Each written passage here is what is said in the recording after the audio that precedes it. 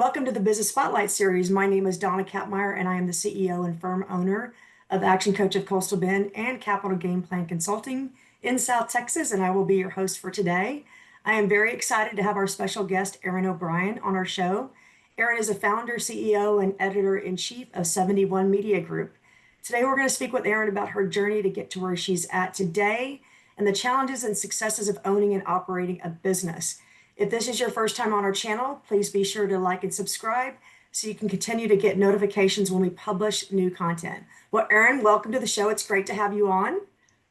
Thank you so much, Donna. Thanks for having me. You betcha.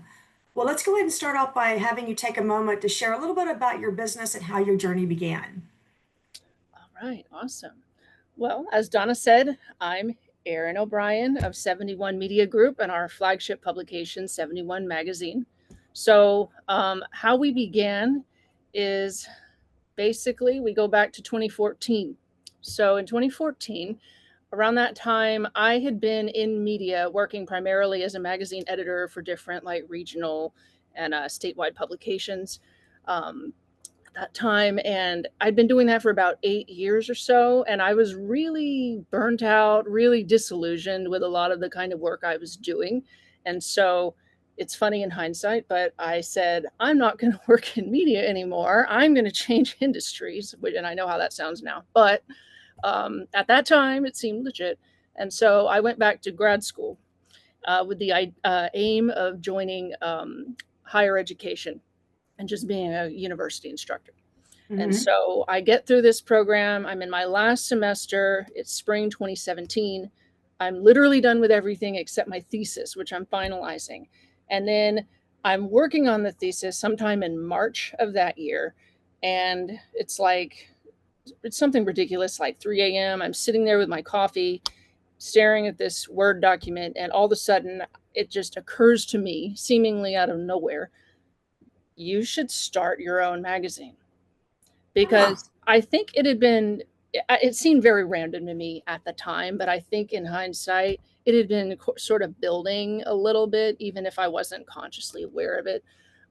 Because a lot of the problems I had with the sort of work I was doing before in the industry, I had problems with, what I thought was poor management, bad operations, bad organization, prioritization, all of that. And I was repeating some of this in my research for my MA as well. And so it just, I guess, occurred like, well, why not put your money where your mouth is? You say you have a problem with all this. Why not do it yourself and see if you can do a better job? And so I was like, okay, why not?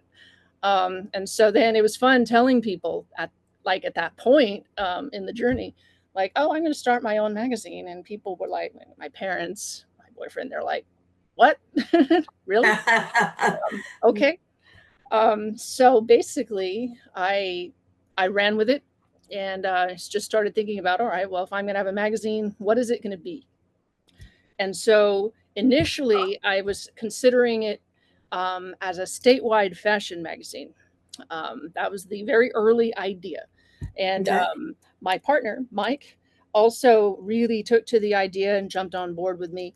And we did a lot of brainstorming in 2017 and came up with the identity that ultimately became 71. I formally launched the business in May of that year, as soon as I finished the degree program. And then we worked really hard pre-launch to just build interest, also build a brand identity, get our first content and all of that good stuff. And then we launched the flagship publication, 71 Magazine, in November of 2017. And that is when the fun started, the journey of the arts less traveled, as we like to put it. So how did you get the name 71? So 71,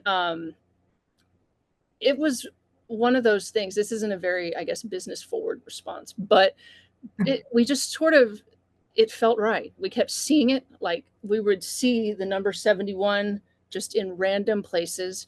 And also, once again, at that time, the conception was that it would be like a fashion magazine. Another thing about me, I'm obsessed with vintage and retro and all of that sort of stuff within the world of fashion too. And so we thought about 1971 as a year all the amazing creative things that were going on at that time, not only in fashion, but in music and film, you name it. It Yeah. was crazy, crazy creative, like lots of iconic stuff. And so that combined with just how graphic and visual you have this like number 7-1 would look, in what we ultimately ended up with our like our striped font, which became our logo. And it looked really good, and we just sort of rolled with it. And so um, it became its own thing, its own identity. And again, like I said, not a very business forward response. It's more the creative response, which is it felt right, and why not? We thought it was cool, and it really, I think has held its own ever since. It represents who you are, Yeah. right? Mhm. Awesome. So let's talk about the tough stuff. Let's talk about some of the mistakes that you made along the way. So what were some of your biggest mistakes and what did you learn from them? Oh, we've made plenty of mistakes. I mean, you're going to make plenty of mistakes in any new anything that you attempt, right? Um, but one of the ones I was thinking of um, quite a bit, especially that we made early on, was not having backup plans in place. So, especially when you have just content that you're rolling out every so often. In our case, it's bi-monthly. You have to have enough content to fill every issue. We've never had Mhm. a problem getting content or generating content. We're creatives first, me and my core team, so that's never been an issue, even from the very beginning. But especially when you're dealing with people who are like celebrities, which we have been for like basically most of our journey at this point now too. They have a whole lot of things going on. They have a whole lot of commitments. Um, um, and so if you're working with their PR to generate a feature, do a shoot with them wherever they happen to be in the world, to do an interview at any point in this process, even if you get that verbal or in writing agreement at the beginning, yes, this person is interested in being your cover star. Um, Anything can happen at any point, including the actual 11th hour. Like they get pulled away and suddenly they're not available anymore. So that is a reality of the business. It's that in and of itself is not something that we did. It's just how it works. Um, and so I think early on we weren't quite prepared for that because, here we are, 2 weeks, even 1 week away from issue drop, and we lost our cover star. Now what Wow. do we do, right? And we made it work. We've published uninterrupted from our inception, including through COVID. So we have rolled with the punches. We figured it out, but it was really challenging at first, and that's a big mistake as we learned kind of on our feet at that point early on that have a backup plan in place. Doesn't mean you're going to boot anyone off your cover. Just means that if they cannot be on there anymore, you have something else that's going to work. And it's really Right. good for our peace of mind as well. So that was very much a learning experience and a learning curve, and something we still deal with now, but we are fortunately in a more, I guess, prepared place by now to where we can handle it as it happens. Very good. Very good. So let's talk about your industry today. What are some of the biggest challenges that you face? In the industry in general, well, media is a minefield. It has been a minefield as long as I've been in it, which is somehow nearly 20 years now. Um, Wow. it's a crazy industry in and of itself. But I think that one of the really craziest things that we've experienced, I think, has been social media. So social media hasn't, I don't think, been truly like optional or voluntary for business in years. Right. It's not. You have to have it, and you have to have a good presence that's regular. You have to do all this stuff over on that end. And that's a learning curve as well because even though, a lot of us, we've been doing social media for a very long time, maybe since Facebook was launched, maybe even MySpace in some cases, but it changes all the time. The platforms change continually. The expectations of the industry, of the platforms themselves, of your readers, of your advertisers, of everyone, it changes. The world changes. All of these things are happening faster and faster. And also, the algorithms are always changing, and usually not for the better for small business. So basically, like, unless you're paying Meta like directly to promote individual posts, which becomes very expensive very fast if Right. you're posting regularly, right? Um, Basically, great majority of your followers aren't even seeing your posts.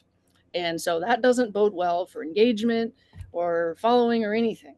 And so that's been an ongoing challenge that we are, we're rolling with it. I mean, we've amassed an organic following of about 50,000, Nice. but that's been you know years of blood, sweat, and tears, I guess, to use the cliche. But it's a necessary evil, and there's good about it too. I mean, it's a lot of opportunity, ways of marketing to different audiences that you may not be able to do in the same way or as effectively as you would with traditional advertising methods. So it's a give and a take, but it is very challenging. And so it's something that we're always looking to improve on. Very nice. So if we look, I guess it's hard to predict what the future is, especially in your industry. Let's look out 5 years. What are you looking for this company to be in the next 5 years? In the next 5 years, I mean, I hope that we're still, I hope we can still say that we're uninterrupted publishing for this whole time, like we have been at this point. I hope we can still say that, and also that we're working with even more interesting and more, well-known, awesome people, featuring them both on our covers and within each issue. Just really cool stuff across our creative areas that we cover. Also, in the, I guess, more immediate future, we're really excited that we're going to be launching our 50th issue ever in January of this coming year. And we're also heading, coming up toward 10 years. I mean, we're rounding out 8 years of publishing now, but we're going to hit 10 years in November 2027, which we're really looking forward to that. So that's going to be exciting. In 5 years, it'll be 13 years that we're around. So we just hope that that we keep on keeping on and keep the journey going. Well, congratulations on that achievement. That's fantastic. Thank you. So when you think about success, so some of the influences in your life, who do you think about and why? Who are your go-to folks? When I think of success, I mean, rather than like, I guess, a specific like individual person, Mhm. I tend to think of entrepreneurs in general, or even solopreneurs. Basically, like anyone who has the guts to go out there and try to make their vision, their dream, a reality, because it really does take guts. I mean, you have to. Mhm. I have no clue who said this, but I've seen it quoted before, that you have to be a little crazy to start your own business and stay with it. I see it. I see it. I think there's truth in that. Heck Um, yes, there's truth in that. mhm.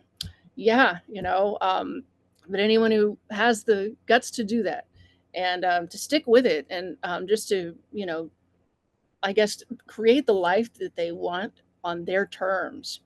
I mean, I think that's what success looks like to me, like increasingly, because I think that you can define success in all kinds of other ways, by like a title or money or something like that. Mhm. But ultimately, if you're happy and you're at least working toward that life that you want, that's badass. That's the dream right there. So those are the people that I really look up to. Fantastic. Love that. Well said. So let's talk about competition and differentiation. So what sets your company apart from others that compete in that space? Well, from a business standpoint, we've been like a lean, mean, very small, and fully remote team from the beginning. And I'm mentioning that now because I think that ever since, I guess, we've gotten past the hurdle of COVID, a lot of businesses are wanting to, return to work and go back to the office and do all this stuff more traditionally once again. But we never really saw, I guess, the necessity or the need to work from an office, to just work exclusively online. Hmm. And I think that also it costs money. It's overhead, Sure. and there's a whole lot of other like legal and sanitation elements that you have to deal with if you're holding a space where people are working, et cetera, et cetera. It gets more complicated. And also, if there's not the need, then why? Also, Right. we're creative people first, like I said. I mean, me and my core team, Mike and Elisa, I'm an editor, as I said. Mike has primarily been a writer in the media space, and Elisa, a graphic designer. And Okay. so, from that perspective, I mean, we also know that creativity doesn't necessarily happen between the hours of 8 a.m. and 5 p.m. on, Monday through Friday. You know what I mean? It doesn't really apply, I don't think, Hmm. to the Right. practical reality of creative work, especially if you're operating at a high level. And Mhm. so we've always kind of embraced that idea of just get the work done and look at results and look at how things are going, and go from there instead of focusing on like dated paradigms. And so, from the business perspective, I think that we are a bit unique in that regard because a whole lot of even businesses within publishing are doing this as well, going back to the old school. Um, Creatively speaking, we have a really interesting focus in that we're focusing on a lot of different types of creativity. So we are not, and we have never been, just a statewide fashion magazine. Um, like I said, that I originally thought we would be back in early 2017. But we do have a style issue. We talk about fashion. We focus on music as well, film, photography, STEAM as well. So we get into technology a bit too. And so Okay. all of these focuses, each one has its own individual issue, like a theme. Like right now, we're working on our music issue, which will drop in early July, Okay. for example. Um, so you have the overreaching theme, but within each thematic issue, you'll have all of these other elements in there too. So, like in the music issue, for example, we'll feature musicians and music artists, obviously, but we'll also have like photographers. Like we featured a couple of infrared photographers, for example, in music issues before, um, and also a wildlife photographer who focuses on ocean. So that Wow. has nothing to do with music on the face of it, but within context of any given issue, it works. It flows creatively. And so usually in a magazine, you'll have a very heavy focus on one area, you know, and you're not going to have a whole big hodgepodge. Or if you are, it's going to be a lot more even broader than our content is. And so we have kind of this, I guess you could say, like maybe happy middle ground, sort of, where we're broad, but not too broad. And if that sounds like really vague, it makes sense if you like scroll through the issues. Hmm. It's its own little creative journey, everyone. And so um, our focus in this regard has also been, really, really highly praised, by our feature subjects and our advertisers and everything. And so I guess like if you get it, it really works. And so I think that if you have a really unique brand identity, then that's what's ultimately going to get people interested in reading your publication, and being in it and advertising in it, etc. That's awesome. So, they say hindsight's 2020, and you've got quite a few years under your belt being in this business. If you could do anything different, would you do anything different if you could go back in time? Well, I mean, on the one hand, I think that, everything in its time. But on the other hand, I mean, I think it would have been in a lot of ways cooler and interesting to see the sliding doors, like if I had started 71 earlier, just Hmm. to see where we would be now at that point. Or, if we're in this timeline in the real world, I do think it would have been good for us to have a little bit more of a heavier focus on marketing from the beginning. Not that we ever ignored marketing. I mean, we've had social media since May of 2017, well before Hmm. launch. So I mean, we've been there. But I think that if we had taken a little bit more time to focus on building more relationships up front with like advertising agencies and marketers and people like that, that I think could have helped us maybe get um, a little bit more of a boost in following and everything from the start. And again, these are things we've done. It's just we didn't place that as the top priority at first. Top priority was the brand identity and the content because again, we're content people. That's our strength. Right. So I think that it would have been good to have. I wouldn't say to put marketing above the creative element, but maybe to make them a little bit closer in priority. That makes total sense. And that's probably one of the biggest struggles of most businesses. right? Is that you automatically gravitate towards what you're good at, and that Mm-hmm. other stuff's going to come in time. And like you said, it doesn't always come when you wished it would have been earlier, but at least you've embraced it and now you're utilizing. And time is always things are always happen at the right time, even though it may not seem like it is. It has a tendency to fall into place that way. Yep, So, absolutely. what else would you like our audience to know about you, about your business, or anything else you'd like to share? Um, Anything else to share? I guess just check us out. I mean, if you're interested in anything remotely creative, we've probably covered it. We probably cover it on a regular basis. It's our passion. And I think that, I mentioned just now, um, like that it's sort of like a thing I would do differently to put, marketing up a little bit higher.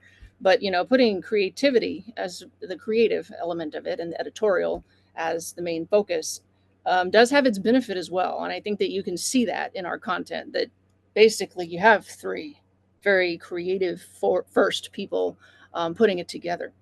And so, I mean, I'm aware that this is a pretty vague answer, but check it out. That's It's right. Journey of the Arts Less Traveled. It's creative, it's unique, and it's a ton of fun for us and hopefully for readers too. Fantastic. Well, what is the best way for folks to get a hold of you or get in contact with you? You can check us out on our website, which is my71mag.com. We're also on Instagram, X, and Facebook at my71mag, and on LinkedIn as well. And over there, we are 71 Magazine/media group. Fantastic. Thank you. Mhm. Do you have any questions for me or any questions about Action Coach and what we do? Yeah, I would love to learn a little bit more about action coaching. You guys are based in San Antonio and Corpus, correct? You bet. Yeah, we cover the San Antonio, Seguin, Cuero, Victoria, then going on down to the coastal Bend region. So we have an office in Corpus Christi. I've got a coach in Corpus Christi. I've got a few business development folks and then ops folks. And then I split my time between, I live right outside of San Antonio and Lavernia, so cover this area and then split my time between here and the Corpus area. And we are focused on helping small business owners become more profitable, helping them with recruitment, employee retention, and making owners the best version of themselves that they can be. You talked a little bit about being happy, right? It's and defining success that way. It's great if you've got a lot of money, but if you're not able to utilize it and live the life that you want, what good does it really do? So we're about giving business owners that quality of life where they want to be and help them, make it a reality. And so we offer anything from, I'll say, private coaching to group coaching to team workshops, all the way to online business education. So I like to say we have something that can support any budget, but we really look to, dive in deep with business owners and find out what do they need and, support them in with the goals that they want to achieve. Nice, nice. Yeah, great question. Thank you for asking that. One of the things you had mentioned is you are located in San Antonio, but you support outside of the state of Texas. So you want to shed a little bit more light about who your target market is and the folks that you have as part of your magazine? Sure, sure. So our target market is primarily millennial and Gen Z women, although we do have quite a few male readers as well, but primarily it's women who are interested in the creative arts and also STEAM, which is good too. So we get that like technology element as well. I mean, there's all kinds of interesting things going on in like space exploration and everything. So we're happy to feature or cover that too. But so those are our primary markets, followed by Gen X women. And Okay. so we again focus on creatives from all kinds of different areas all over the world. And so that's why I mentioned that we're in San Antonio, like physically, but our content isn't necessarily. We actually don't do a whole lot of local coverage. We did a little more early on, but Hmm. it's kind of been taking all over the world, right? So we focus on people who are doing really cool things in their industries be that photography or music, art, anything like that. And also celebrities. Like we've featured, let me see, Taylor Momsen, Julia Stiles, Catherine McNamara, Camilla Luddington, Lana Del Rey, Catherine Winnick, Helena Christensen. I could go on. It's a lot of people. Wow. We've aimed, Wow. we've aimed pretty high from the start, and we're getting more and more yeses all the time. And so it is really cool to see like an iconic person, like Helena Christensen or whoever in here in the issue, but then also like, you know, something a bit more local, just a few pages later, and then a photographer from Australia over here, and, just all kinds of things. And so that's part of the journey too. Just to have all these really cool people with different levels of, I guess, success, fame, what have you, in the same place where they ordinarily would never be seen in the same space. So that's kind of encompassed in the arts less traveled as well. Fantastic. Awesome. Thanks for sharing that. Mhm. And Erin, thank you for sharing your story. This has been fantastic, and I'm highly confident that our audience is going to love it. So thanks for sharing. This is a Business Spotlight series with Donna Kapmeyer from Action Coach of Coastal Bend and Erin O'Brien with 71 Media Group. Please be sure to like and subscribe so you can continue to see great content. Thank you for being with us. Thank you, Erin, for being on the show. Thank you so much, Donna.